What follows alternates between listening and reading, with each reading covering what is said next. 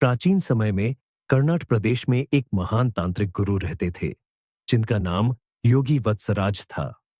वे काल भैरव के परम उपासक थे और सिद्ध तंत्र साधना में निपुण थे। ऐसा कहा जाता है कि उन्होंने एक गुप्त विधि विकसित की थी, जिससे कोई भी व्यक्ति काल भैरव के विशेष आह्वान के माध्यम से अमृत तंत्र को सिद्ध कर सकता था। कहा जाता है कि एक बार गुरु वत्सराज के 3 शिष्य इस साधना को सिद्ध करने के लिए जंगल में गए। वे साधना में लीन हो गए, लेकिन जैसे ही घोर रात्रि आई, जंगल में अजीब अजीब आवाजें गूंजने लगी। भूत, प्रेत और अघोरी शक्तियों के दर्शन होने लगे।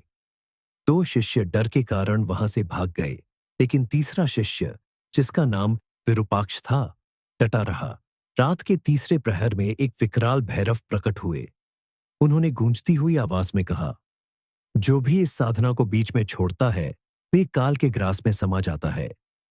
जो 2 शिष्य भाग गए थे, वे अगले दिन मृत अवस्था में पाए गए, जबकि विरूपाक्ष को काल भैरव ने स्वयं दर्शन देकर अमृत तंत्र का ज्ञान दिया।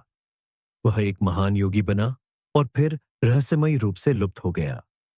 कहा जाता है कि दक्षिण भारत के कुछ तांत्रिक अब भी इस तंत्र को सिद्ध करने का प्रयास करते हैं, लेकिन बहुत कम लोग ही इसे पूरा कर पाते हैं। जिस स्थान पर यह साधना हुई थी, वहां आज भी असाधारण घटनाएं होती हैं।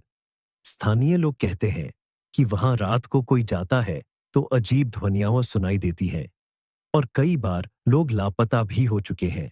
ये कथा आज भी रहस्य बनी हुई है और कर्नाट प्रदेश के जंगलों में भैरव तंत्र की यह विधा छिपी हुई है।